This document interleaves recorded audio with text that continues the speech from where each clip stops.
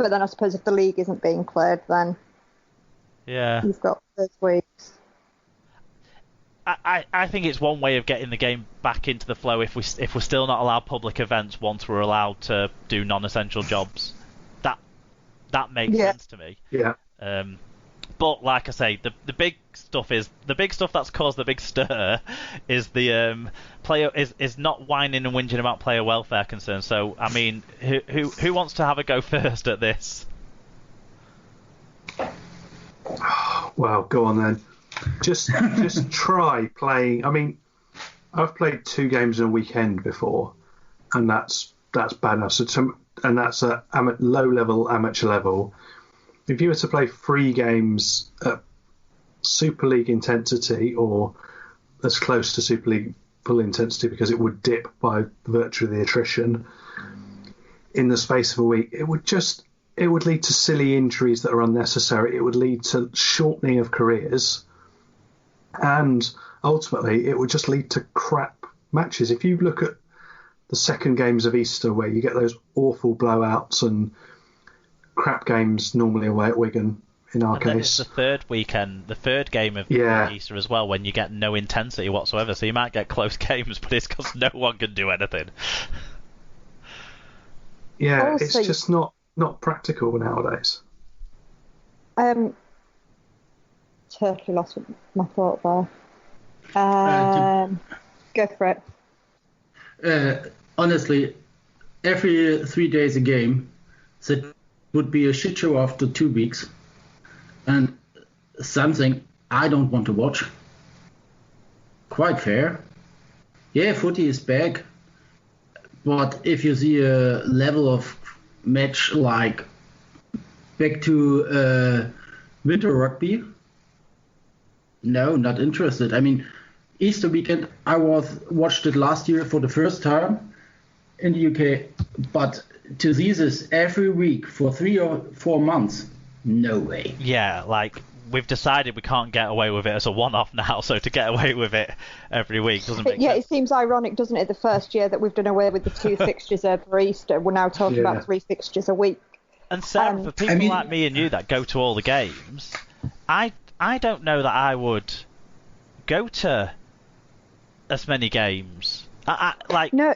In total, you know what I mean? In total, I wouldn't go to. I'd feel fixture fatigue from that massively, way more so than what people moan about where we've got loop fixtures and used to play the same team 3 times or 4 times a year. That doesn't bother me as much as if I had to go to games 3 times, well, not had to, if I could go to games 3 times a week. I think even me, and I don't know about you, I'd kind of feel a little bit like that's too much. Yeah, well, especially if, like, suppose we had, like, Wigan and Warrington, consecutive matches. At the minute, you've got 7 days between that, but you're talking about maybe doing it Sunday and then Wednesday.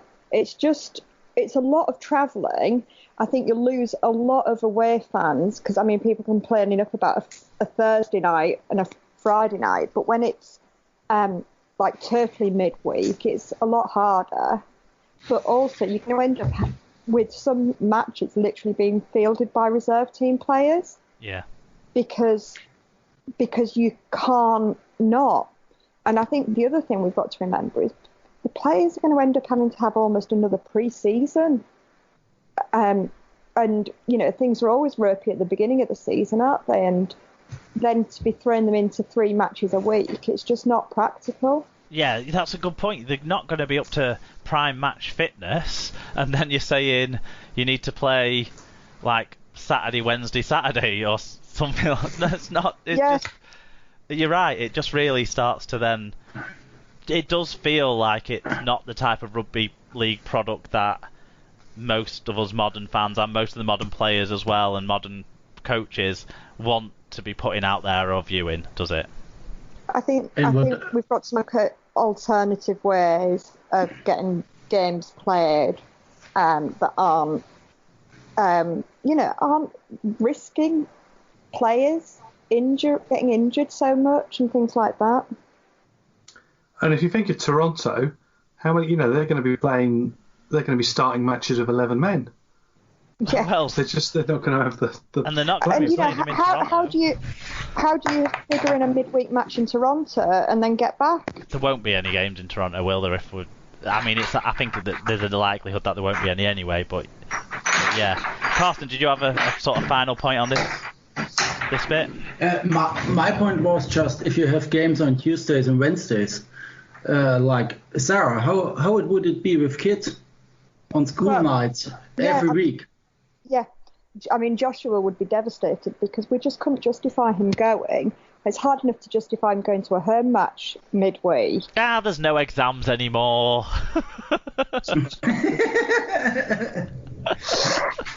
Yeah, but he is starting high school. No, I know. I'm joking. But a final point, Gary should stop paying his players because slaves don't get paid. He's really gunning for an episode title out of this, isn't he? I'm just making a note of that one, yeah. Right, so we'll move on from that, but I'm sure we'll come back around to that sort of topic at some point. Salford confirmed that they'd furloughed their employees. I mean, Kevin Brown did the job for him on Monday, so it was, I don't know why it waited till Wednesday for them to actually confirm it. And Widnes and Dewsbury were other clubs to confirm furloughing on the 1st of April, and Love Rugby League reported that NRL chief exec Todd Greenwood had agreed to take the same pay cut as the players. He had tried to take a lesser pay cut than they were expecting the players to take, but he's now agreed to take the same pay cut as the players in a show of solidarity. So there you go. There was some union talk there from the NRL. Sarah, what about the 2nd of April? Well, the 2nd of April was Anna's birthday, just to put that out there. Yes. Happy birthday, Anna. She is now the grand old age of 8. But in other news, Derek Vermont believes that there is enough strength in the Championship to support a 14-team Super League. The Lee Erner, speaking on Rugby League Backchat, said promotion should not be scrapped as a result of the season suspension. I mean, that's a man who stands to benefit from change, supports change. It's as shocking as what we heard from Toronto and relegation, isn't it? Yeah. Turtle RL reported Super League Chief Executive Robert Elstone has taken a 40% pay cut as a result of the coronavirus outbreak. Elstone's been in charge of Super League for just under 2 years and has agreed to the wage reduction along with the other 5 men on the competition's executive board, who have all taken 30% pay cuts. Meanwhile, the vast majority of Super League's remaining staff have been furloughed as the competition itself looks to cut costs to ensure its own financial viability. Only 2 members of staff beyond Elston and the executive board will continue to work full-time. Anyone got anything to say on that? I just think, like we said about the RFL, I think it's positive leadership to do that. These people need to be in place because decisions need to be made, and the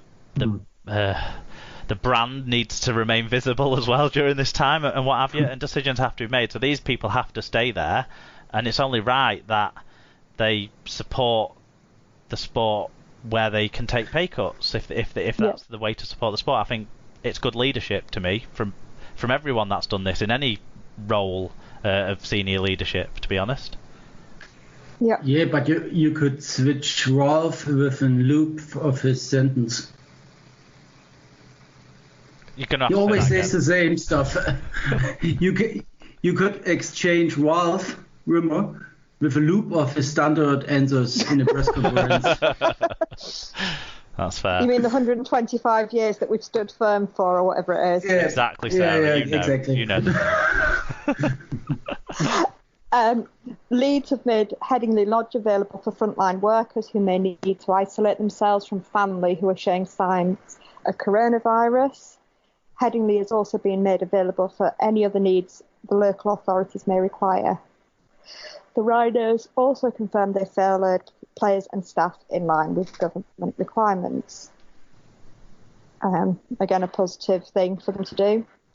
Yeah, there's loads of nice stories, isn't there? Like, there's loads of players who've put themselves available as volunteers, or loads of clubs doing stuff in the community still. I think Leeds Leeds being a shining example of what they've offered there.